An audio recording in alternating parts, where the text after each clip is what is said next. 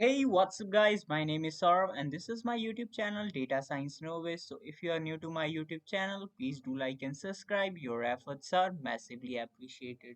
In the earlier video, we talked about image blurring and smoothing. In this video, we are going to talk about another image preprocessing technique called thresholding.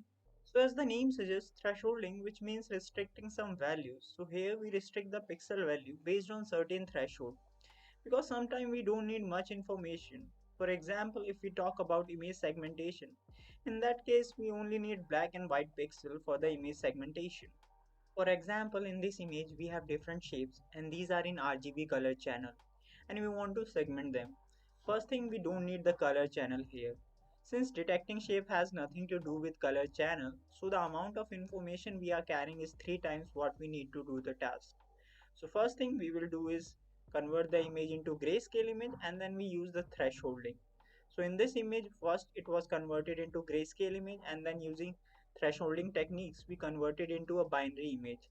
That is, this image contains only black or white pixels. And you can see that the amount of information we removed is quite a lot, but still we are able to retain the information that we can perform the intended task. And we are able to separate the background with the foreground. Thresholding can be broadly classified into two categories. First, simple thresholding, and second, we have adaptive thresholding. So let's talk about simple thresholding. So in simple thresholding, the matter is straightforward. If a pixel value is greater than a threshold value, it is assigned one value, maybe white, or else it will be assigned another value, maybe black.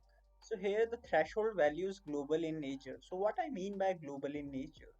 So suppose take example, suppose we use a threshold value of 144.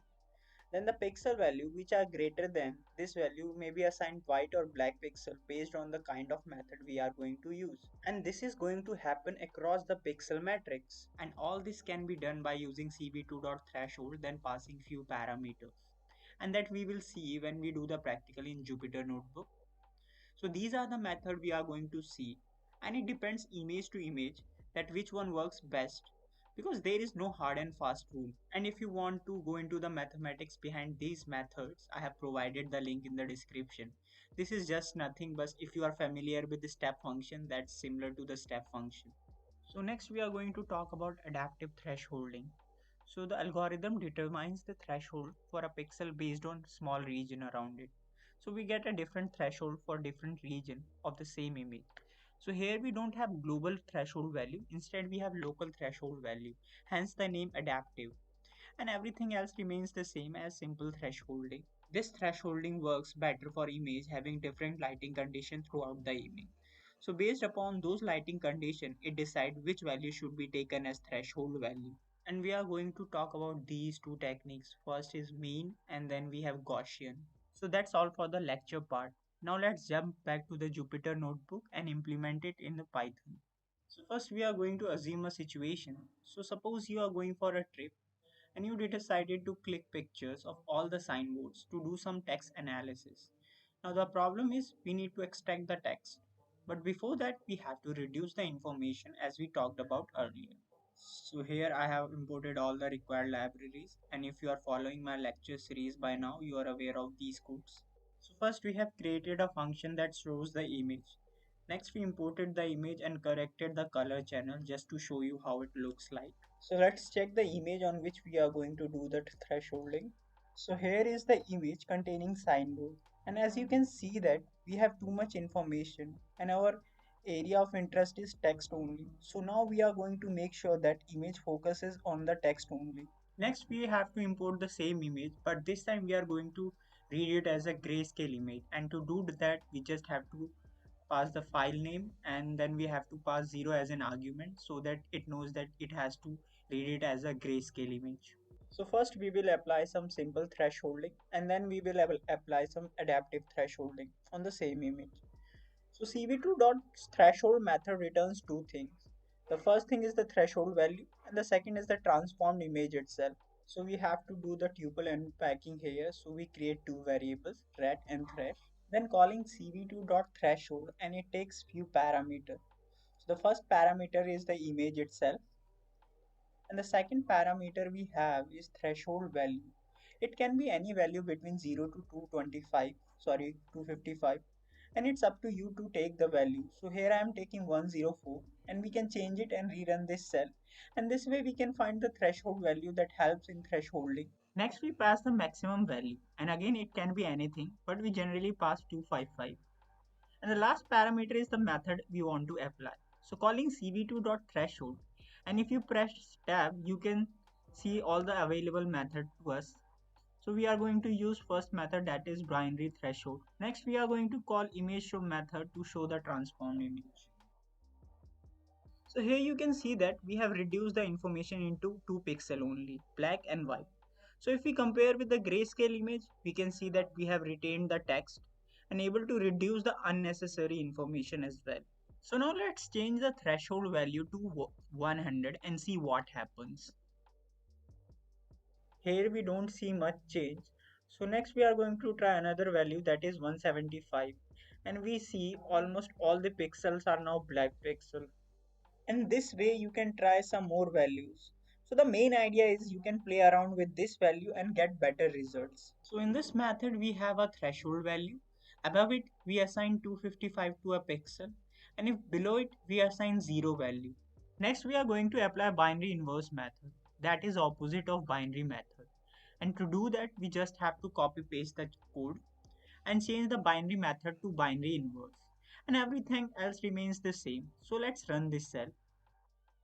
So now we can see that earlier what was white has converted into black and vice versa. Even if you compare these two images, we can see it clearly. And similarly, you can try different threshold values. And on the same line, you can try other method of simple thresholding. You just have to copy paste the whole code and change the method. And to know all the methods available, we just have to call cv2.threshold and press tab to see all the methods available to us. And don't worry about the code, I've already provided the code on my GitHub link. You can check it from there. So let's try one more simple thresholding technique, then we will jump on to adaptive thresholding. So we copy paste the code and everything else going to remain same. We just have to change the method to truncate. And here we have another image. Although this does not look like a binary image because we can see the details here. So this way we can apply all the available techniques. So let's try adaptive thresholding now. So let's copy paste the above code and we have to make few changes. So this cv2.threshold has to change to cv2.adaptive thresholdings. And then we have to change few parameters. So let me delete it and we will write the parameters again. So the first parameter is the image itself. Next we pass the maximum pixel value. Next we have to pass adaptive method, and in this case first we try mean method. So we call cv2.adaptive, and if we press tab we can see the method available to us. Next we have to pass a method from simple thresholding as well. So in this case we are going to pass binary method. So you can try any method you want to. So next we have to pass a value that how many neighboring pixels you want to take in account to decide a threshold value. So in this case we are going to pass 11. Next we pass a constant value that basically subtracted from the mean or weighted mean calculated by the method. So let's run this cell. So we are getting an error. So adaptive threshold does not return tuple. So let's delete the red variable and rerun this cell. So here we can see that how it is different from the simple thresholding method. And you can play around with these values. So let's try new value. Instead of 11, let's try 21. And now you can see that we have more blacks than the previous image. Next we are trying Gaussian thresholding and the code is going to be the same again. So we just copy paste the code and then we change the method and the parameters are going to be the same again. So here we can see that there is not much of a difference between mean and Gaussian thresholding. So that's all for this video. So if you haven't subscribed to my YouTube channel, please do like and subscribe and press the bell icon for the future updates. So see you in the next video. Till then, bye. Stay safe.